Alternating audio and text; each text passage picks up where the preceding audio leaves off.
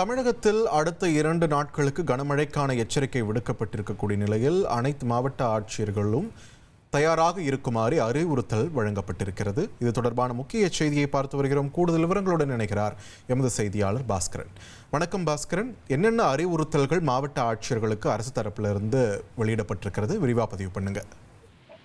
16 மற்றும் 17 2 நாட்களுக்கு கனமழை முதல் அதி கனமழை வரை பெய்யும் என்று எச்சரிக்கை என்பது விடுக்கப்பட்டிருக்கிறது. கடலூர், மயிலாடுதுறை, நாகப்பட்டினம், திருவாரூர், செங்கல்பட்டு, காஞ்சிபுரம், விழுப்புரம், தூத்துக்குடி, திருநெல்வேலி, கன்னியாகுமரி 10 மாவட்ட ஆட்சித்தலைவர்களுக்கு பேரிடர் மேலாண்மை துறை இந்த சுற்றறிக்கையை அனுப்பியிருக்கிறது. அனைத்து துறைகளும் ஒருங்கிணைந்து கனமழையை எதிர்கொள்ள தயார் நிலையில் இருக்க வேண்டும்.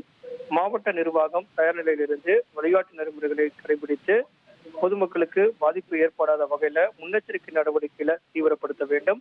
தாழ்வான பகுதிகள் இருக்கக்கூடிய மக்களை மீட்டு நிவாரண முகாம்களுக்கு அழைத்து வரக்கூடிய நடவடிக்கைகளாகவும் தொடர் நடவடிக்கைகள் என்பது அனைத்து துறைகளும் மாவட்ட நிர்வாகத்தின் மூலமாக இணைந்து செயல்பட வேண்டும் அப்படிங்கிறதா இந்த கனமழை எச்சரிக்கைக்கு மாவட்ட ஆட்சித்தலைவருக்கு வழங்கப்பட்டிருக்கக்கூடிய அறிவுறுத்தலாக இருக்கிறது.